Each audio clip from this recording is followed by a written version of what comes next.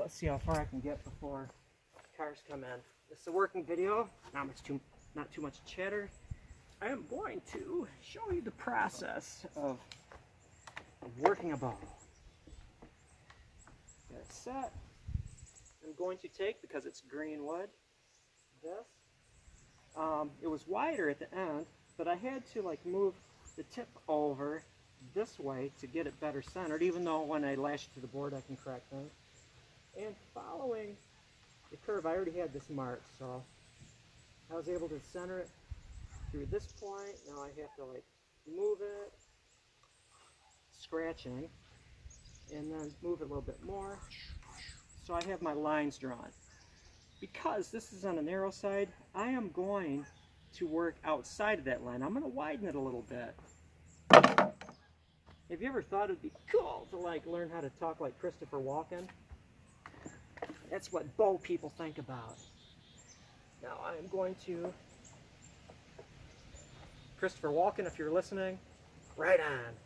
Take this, oop, I have to put it on this side of my peg because I'm putting side pressure on it and working it. This is nice. Ash works so nice.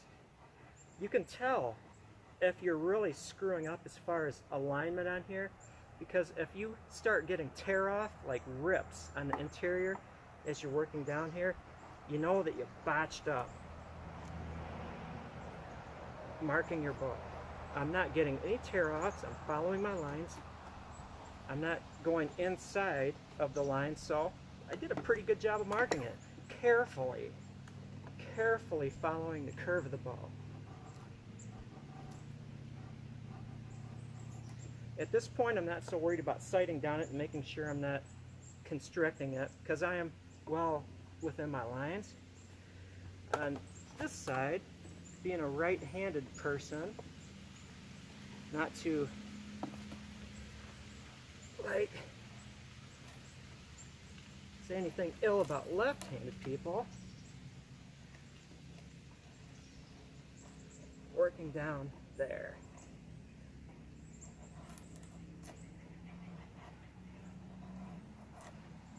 You do not necessarily even have to mark lines on here,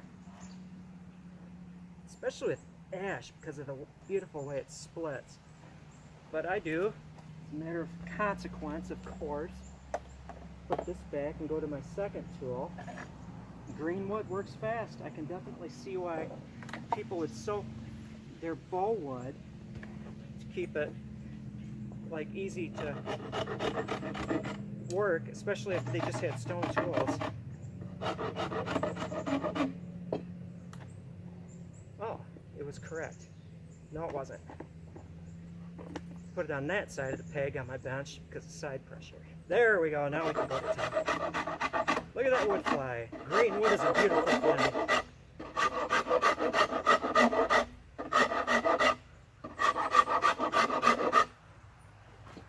Yeah.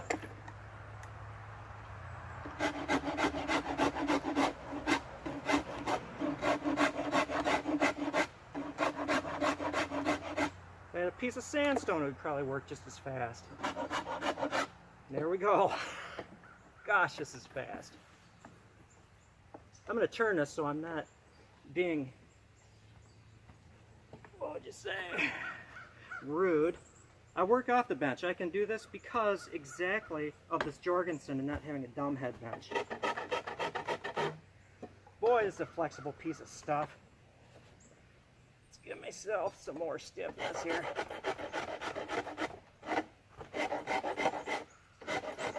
Making it thicker.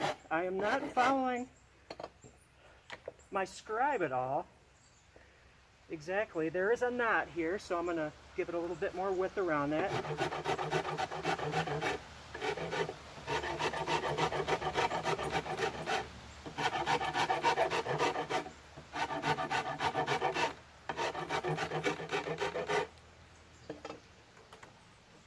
Ain't green wood beautiful?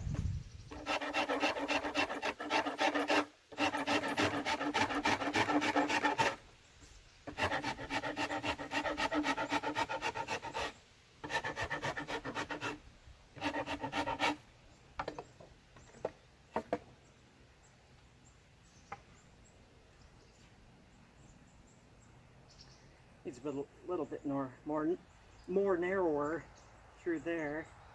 I'm going to push on this side, so let's see, I need to have it on this side of the pegarino.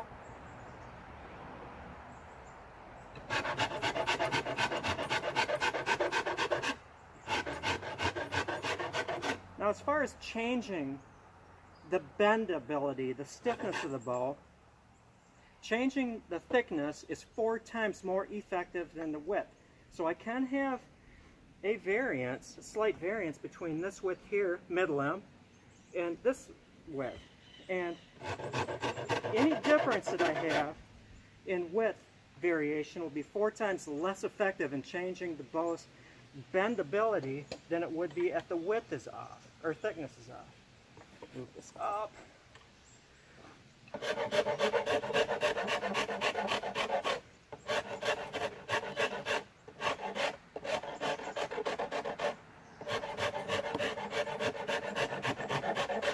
So the long and the short of it, my friends, is that this does not need to be perfection. But there we are. Not perfect, but good enough. It's much thicker through here than it is here. And so then we get into the thinning. Oh, look at... Ah! Ah! That needs to be changed. Now, it's entirely possible that I can mark with a pencil, even though it's green wood. Let's give it a try. Where it is,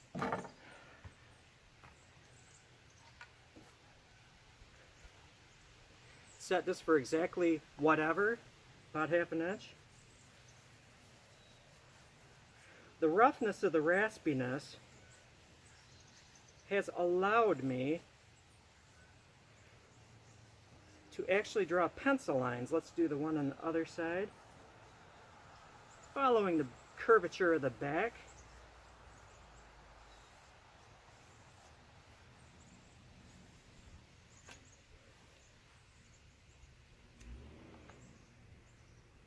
Center is right there. Mark center. Mark on either side of center, like a hand, plus.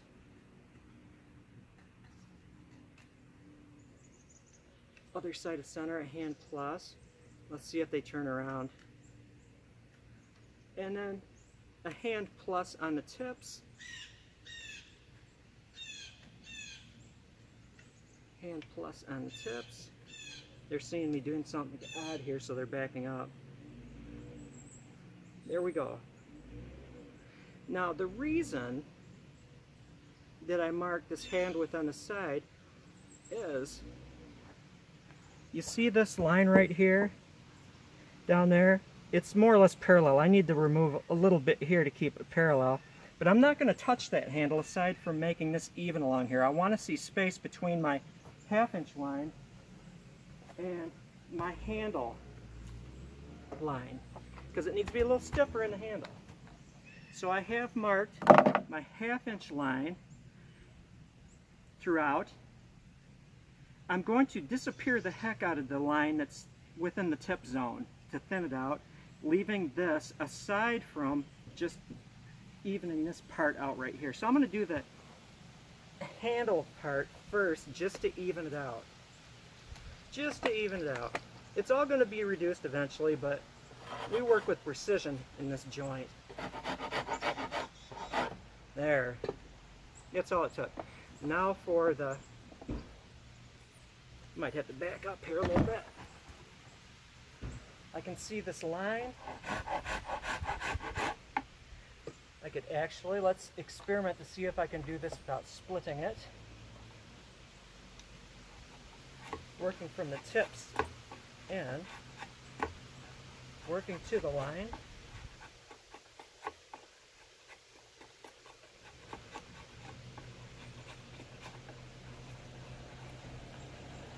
Oop, car. So that's that. By the time you see me next, I will have it to the lines. Bye for now. Have a good day.